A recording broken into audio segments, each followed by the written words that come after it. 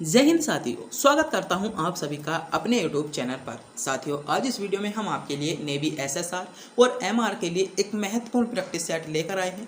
जिस practice set में हमने जीके, जीएस और साइंस के पोर्शन को कवर करने की कोशिश की है। तो आज के क्वेश्चन आपके लिए सेलेक्टेड क्वेश्चन है और इस क्वेश्चन जो आपका प्रैक्टिस सेट पेपर है, इसको हमने पिछले पेपरों को एनालिसिस करने के बाद, सभी पेपरों को एनालिसिस करने के बाद बनाया गया है। आज के सभी क्वेश्चन सेलेक्टेड, इंपॉर्टेंट और गोल्डन क्वेश्चन आपके लिए साबित होंगे, तो इस वीडियो को पूरा ध्यान से जरूर देखिएगा। प्रत्येक क्वेश्चन आपके लिए सेलेक्टेड क्वेश्चन होने वाला है।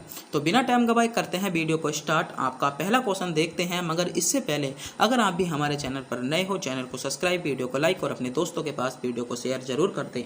आपका पहला क्वेश्चन है, पंडित मदन मोहन मालवीय किस गोलमेज सम्मेलन में भाग लिया? तो पंडित जो मदन मोहन मालवीय थे मेरे दोस्तों, उन्होंने आपके द्वितीय गोलमेज सम्मेलन में भाग लिया था, यानी बी विकल्प इसमें आपका करेक्ट जवाब हो जाएगा।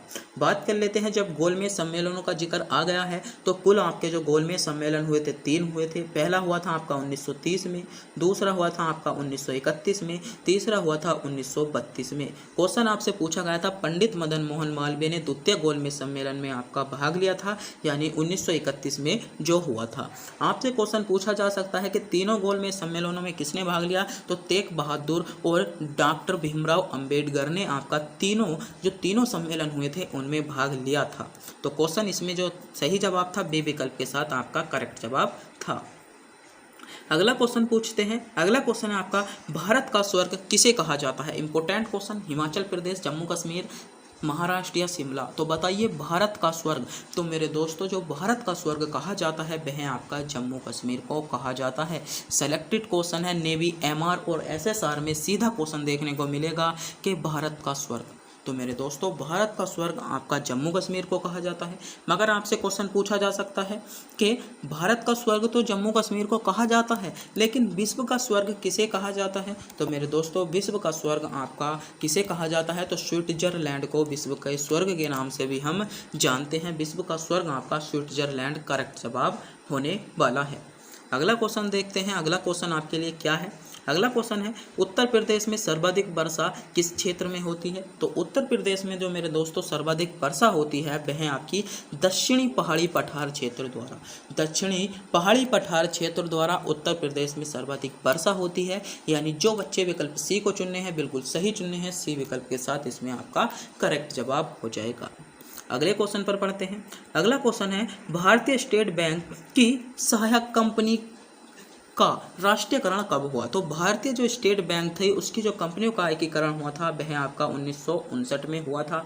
और एकीकरण से संबंधित, आपके बैंकों से संबंधित आपके 5 क्वेश्चन इंपॉर्टेंट हैं जो हम इसमें वीडियो में बात करने वाले हैं। इससे बाहर कोई भी क्वेश्चन आपको नहीं मिलेगा इन 5 क्वेश्चनों से। पहला क्वेश्चन पूछ लिया जाता है आपसे, आरबीआई की स्थापना कब हुई थी? तो 1935 में आपकी आरबीआई की स्थापना हुई थी। एक क्वेश्चन पूछा जाता है एसबीआई की स्थापना, तो 1955 में आपकी एसबीआई की स्थापना हुई थी। और एक क्वेश्चन पूछा जाता है कि 14 बड़े बैंकों का राष्ट्रीयकरण कब हुआ था? तो मेरे दोस्तों, 14 बड़े बैंकों का राष्ट्रीयकरण आपका 1969 में हुआ था। अगला क्वेश्चन है कि इसके बाद 6 बड़ी बैंकों का राष्ट्रीयकरण कब हुआ? तो 1980 में आपका 6 बड़ी बैंकों का राष्ट्रीयकरण हुआ। तो ये 5 क्वेश्चन आपके लिए इंपॉर्टेंट क्वेश्चन है। आप नेवी एमआर के लिए बैंकों से संबंधित इन क्वेश्चनों को तैयार कर लीजिएगा। इससे बाहर आपको कोई क्वेश्चन जरूर तैयार करने की जरूरत नहीं है, यहीं से आपको क्वेश्चन देखने को मिल जाएगा। अगले क्वेश्चन पर बढ़ते हैं। आपका मानव वृक्क एक तंत्र का भाग है जो किससे संबंधित है? तो जो मेरे दोस्तों वृक्क जो क्या है, मानव वृक्क एक तंत्र का भाग है। तो मानव जो वृक्क है वह आपका किससे संबंधित है? तो सही जवाब होने वाला है आपका उत्सर्जन से संबंधित है। सी विकल्प आपका करेक्ट जवाब होगा। अगले क्वेश्चन पर बढ़ते हैं। अगला क्वेश्चन है मेरे दोस्तों आपका, रुधिर में एक तरल माध्यम होता है जिसे हम क्या कहते हैं? रुधिर में आपका एक तरल माध्यम होता है, उसको हम किस नाम से जानते हैं? तो मेरे दोस्तों, उसको हम जो जानते हैं वह प्लाज्मा के नाम से जानते हैं। किसके नाम से? प्लाज्मा के नाम से जानते हैं। ए विकल्प आपका करेक्ट जवाब होगा। और प्लाज्मा से संबंधित जो आपके क्वेश्चन पूछे जाते हैं वे आपके बहुत इंपॉर्टेंट क्वेश्चन हैं। क्वेश्चन है, प्लाज्मा रुधिर का कितना, मतलब जो रुधिर में प्लाज्मा का भाग कितना होता है, तो रुधिर में जो 60% पाया जाता है वह आपका प्लाज्मा पाया जाता है। और इस 60% में क्या क्या होता है, तो मैं बात करता हूँ जो प्लाज्मा में, अब बात कर रहे हैं प्लाज्मा की, तो प्लाज्मा में आपका कितना 90% क्या होता है, जल होता है। जल कितना होता है, 90% होता है। प्रोटीन की बात कर लेंगे कितना होता है, तो प्रोटीन मेरे दोस्तों आपका 7% होता है। और आपका जो लवक होते हैं वे कितने होते हैं, तो 0.9% आपके लवक होते हैं। बात करते हैं इसमें ग्लूकोज कितना होता है, तो 0.1% आपका ग्लूकोज होता है। तो स्क्रीनशॉट ले लीजिएगा, यहाँ से क्वेश्चन जरूर ही मिलेगा। क्वेश्चन था आपका रुधिर में एक तरल माध्यम होता है जिसे हम प्लाज्मा के नाम से जानते हैं, जो रुधिर का 60% होता है और उसमें 90% आपका जल होता है, 7% प्रोटीन, 0.9% लवक और 1% आपका ग्लूकोज होता है। और एक बहुत ही ज़्यादा क्वेश्चन इम्पोर्टेंट जो 2024 के किसी ना किसी एग्जाम में आपको जरूर ही देखने को मिलेगा, क्वेश्चन है रुधिर का पीएच मान या रक्त का पीएच मान कितना होता है, तो 7.4 आपका रक्त का पीएच मान होता है। गोल्डन क्वेश्चन है, यह क्वेश्चन आपको देखने को मिल जाएगा। अगला क्वेश्चन है 1864 में प्रथम इंटरनेशनल की स्थापना किसने की थी, तो किसने की थी, सही जवाब होगा कार्ल मार्क्स ने। किसने, डी विकल्प इसमें आपका सही जवाब हो जाएगा। अगले क्वेश्चन पर बढ़ते हैं। अगला क्वेश्चन है आपका भारतीय संविधान के अनुच्छेद में राज्य को परिभाषित किया गया है, तो भारतीय संविधान के किस अनुच्छेद में राज्य को परिभाषित किया गया है, आर्टिकल 12, 32, 42 या 52। तो जो भारतीय संविधान में राज्य को परिभाषित किया गया है वह आपका आर्टिकल 12 ए विकल्प के साथ इसमें आपका करेक्ट जवाब हो। जब भाई हमने आर्टिकल 12 की तो बात कर ली, आर्टिकल 32 में क्या है, तो आर्टिकल 32 में है आपके संवैधानिक उपचार। बात कर लें आर्टिकल 42 में क्या है, तो मनोचित दशाओं के लिए न्याय संगत आपका न्याय क्या है, आपका आर्टिकल 42 में है। बात करते हैं आर्टिकल 52 में, तो भारत का एक राष्ट्रपति होगा, यह है आपका आर्टिकल 52 में कहा गया है। तो क्वेश्चन आपसे पूछा गया था भारतीय संविधान के किस अनुच्छेद में राज्य को परिभाषित किया गया है, तो आर्टिकल 12 में किया गया है। ए विकल्प जिन बच्चों ने चुना है बिल्कुल करेक्ट चुना है। अगला क्वेश्चन है आपका झंडा दिवस हर साल कब मनाया जाता है, 11 मार्च, 4 दिसंबर, 1 अगस्त या 24 फरवरी। बताइए झंडा दिवस आपसे पूछा गया है, इंपॉर्टेंट है। तो झंडा दिवस जो बनाया जाता है मेरे दोस्तों वह आपका कब बनाया जाता है, 7 दिसंबर को हम झंडा दिवस के रूप में बनाते हैं, यानी इसमें बी विकल्प के साथ आपका बिल्कुल करेक्ट जवाब होगा, यानी जिन बच्चों ने 7 दिसंबर को चुना है बिल्कुल सही चुना है। अगला क्वेश्चन है आपका अहमद अब्दुल बिन मुबारक को किस देश का प्रधानमंत्री नियुक्त किया गया है, तो सही जवाब होगा आपका यमन का क्या किया गया है, प्रधानमंत्री नियुक्त किया गया है। करंट का क्वेश्चन है, डी विकल्प के साथ आपका करेक्ट जवाब होगा। अगले क्वेश्चन पर बढ़ते हैं। अगला क्वेश्चन है नई दिल्ली में पहली बेमिस्टेक इक्वेट्स चैंपियनशिप 2024 की शुरुआत किसने की, तो किसने की, तो सही जवाब होगा अनुराग सिंह ठाकुर ने क्या की थी, शुरुआत की थी। इम्पोर्टेंट क्वेश्चन है, ए विकल्प इसमें आपका क्या होगा, सही जवाब होगा जिन बच्चों ने विकल्प ए को चुना है। अगले क्वेश्चन पर बढ़ते हैं। अगला क्वेश्चन है आपका 1300 से 1550 के मध्य पुनर्जागरण कहाँ पर हुए थे, ऑप्शन है इंग्लैंड, जर्मनी, इटली या हॉलैंड। सोचिएगा समझिएगा बताइएगा कि जो आपका 1300 से 1550 के बीच जो मध्य पुनर्जागरण हुए थे वह मेरे दोस्तों कहाँ पर हुए थे, तो जर्मनी में हुए थे, यानी बी विकल्प जिन बच्चों ने चुना है सही चुना है, बी विकल्प आपका करेक्ट जवाब हो जाएगा। अगला क्वेश्चन है आपका कैबिनेट मिशन की अध्यक्षता किसके द्वारा की गई, इंपॉर्टेंट क्वेश्चन, बहुत ही ज़्यादा सेलेक्टेड क्वेश्चन है कि कैबिनेट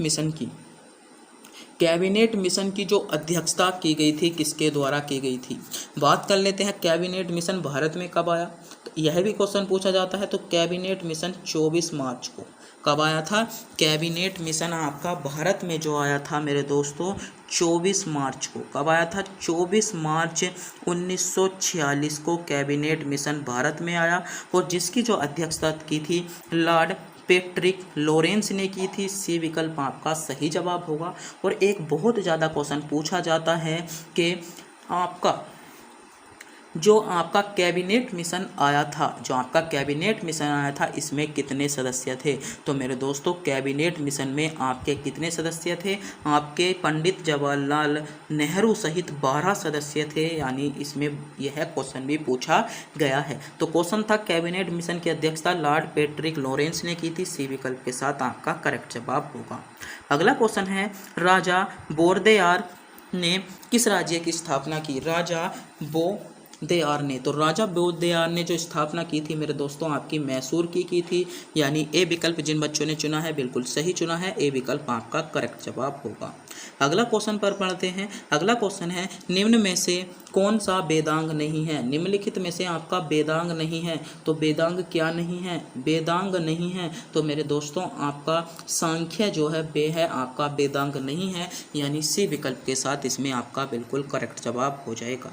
अगला क्वेश्चन है फरवरी 2024 में अंतर्राष्ट्रीय जल सम्मेलन 2024 कहाँ संपन्न हुआ? तो बताइए फरवरी 2024 में जो अंतर्राष्ट्रीय जो आपका जल सम्मेलन हुआ था मेरे दोस्तों वह कहाँ पर संपन्न हुआ? तो सही जवाब क्या होने वाला है? तो शिलोंग में आपका संपन्न हुआ। सी विकल्प की ओर जा रहे सभी बच्चों का जवाब बिल्कुल करेक्ट जवाब होगा जिन बच्चों ने विकल्प सी यानी शिलोंग को चुनने की कोशिश की है या चुन रहे हैं। तो मेरे प्यारे साथियों सभी क्वेश्चन आपके लिए सिलेक्टेड होने वाले हैं, तो वीडियो को लाइक, चैनल को सब्सक्राइब और अपने दोस्तों के पास वीडियो को शेयर एक बार जरूर कर दें। अगला क्वेश्चन है आपका निम्नलिखित में से कौन सा एक सबसे सूखा स्थान है? मुंबई, दिल्ली, लेह या बेंगलोर? बताइए निम्नलिखित में से जो सबसे सूखा स्थान क्या है? तो लेह आपका सबसे सूखा स्थान है। इसमें सी विकल्प के साथ आपका बिल्कुल करेक्ट जवाब हो जाएगा। अगले क्वेश्चन पर पढ़ते हैं। अगला क्वेश्चन है मानसून शब्द की व्युत्पत्ति किस भाषा से हुई है? जो मानसून शब्द की व्युत्पत्ति, इंपॉर्टेंट क्वेश्चन, तो मानसून शब्द की जो व्युत्पत्ति हुई है मेरे दोस्तों आपका अरबी भाषा से हुई है। ए विकल्प जिन बच्चों ने चुना है बिल्कुल सही चुना है, ए विकल्प के साथ आपका करेक्ट जवाब हो जाएगा। अगले क्वेश्चन पर बढ़ते हैं। अगला क्वेश्चन है आपका राज्य पुनर्गठन आयोग की अध्यक्षता किसने की थी? तो मेरे दोस्तों जो राज्य पुनर्गठन आयोग था उसकी जो अध्यक्षता की थी वह आपकी किसने की थी? तो फैजल अली ने की थी। किसने की थी? फैजल अली ने की थी। सी विकल्प आपका बिल्कुल सही जवाब होने वाला है। अगला क्वेश्चन है राष्ट्रपति के निर्वाचन में विवाद होने पर किसकी सलाह ली जाती है? ऑप्शन है महान्यायवादी, सर्वोच्च न्यायालय, उपराष्ट्रपति या मुख्य चुनाव आयुक्त। बताइए राष्ट्रपति चुनाव के विवाद होने पर तो किसकी सलाह ली जाती है? तो सही जवाब होगा मेरे दोस्तों आपके किसकी सलाह ली जाती है? सर्वोच्च न्यायालय की सलाह ली जाती है। बी विकल्प इसमें इम्पोर्टेंट है, बी विकल्प आपका सही है। क्वेश्चन बहुत ज़्यादा इम्पोर्टेंट है, सेलेक्टेड क्वेश्चन आपके लिए यह क्वेश्चन सेलेक्टेड क्वेश्चन और बहुत ही ज़्यादा इम्पोर्टेंट क्वेश्चन होने वाला है। अगला क्वेश्चन है पंचायती राज संस्थानों के निर्वाचन के लिए उत्तरदायी कौन है? केंद्रीय निर्वाचन आयोग, राज्य निर्वाचन आयोग, केंद्रीय संसद या राज्य विधानसभा? तो बताइए पंचायती राज क्वेश्चन है आपका पंचायती राज संस्थानों के निर्वाचन के लिए उत्तरदायी है, तो मेरे दोस्तों सही जवाब होगा आपका क्या है? राज्य निर्वाचन आयोग है। क्या है? राज्य निर्वाचन आयोग है। बी विकल्प आपका बिल्कुल करेक्ट जवाब होगा। अगले क्वेश्चन पर बढ़ते हैं। कैंसर का अध्ययन क्या कहलाता है? इंपॉर्टेंट क्वेश्चन है। तो कैंसर का अध्ययन तो ओनकोलॉजी क्या कहलाता है? ओनकोलॉजी आपका जो कहलाता है कैंसर का अध्ययन कहलाता है, यानी बी विकल्प की ओर जा रहे सभी बच्चों का जवाब बिल्कुल करेक्ट जवाब होगा। जिन बच्चों ने विकल्प बी ओनकोलॉजी को चुना है वह बिल्कुल सही चुन रहे हैं।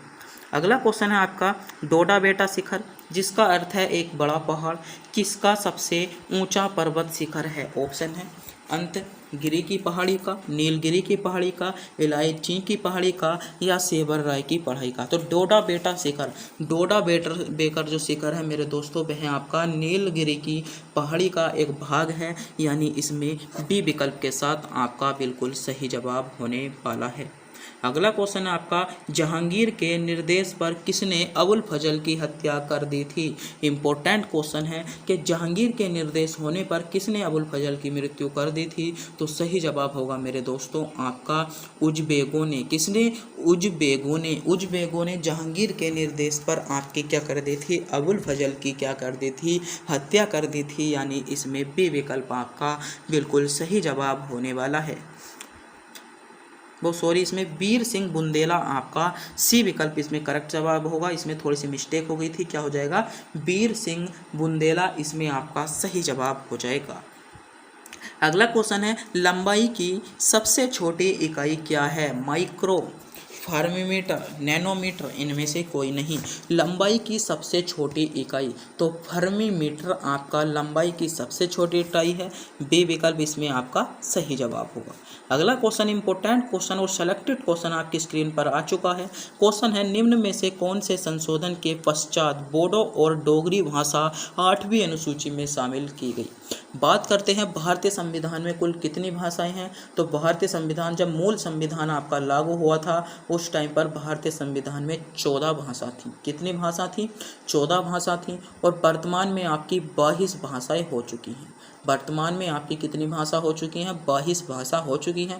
क्वेश्चन पूछा गया है, निम्नलिखित संशोधन कौन से संशोधन द्वारा बोडो और डोगरी भाषा को जोड़ा गया? तो 92वें संविधान संशोधन द्वारा बोडो और डोगरी भाषा को जोड़ा गया। कौन सी भाषा को? बोडो और डोगरी भाषा को जोड़ा गया।